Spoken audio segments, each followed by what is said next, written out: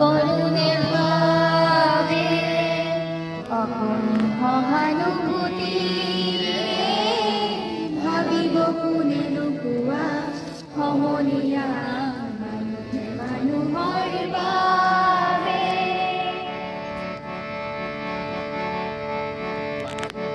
মানুহে মানুহক বেচিব খুজি, মানুহে মানুহক কিনিব খুজি, মানুহে মানুহক বেচিব খুজি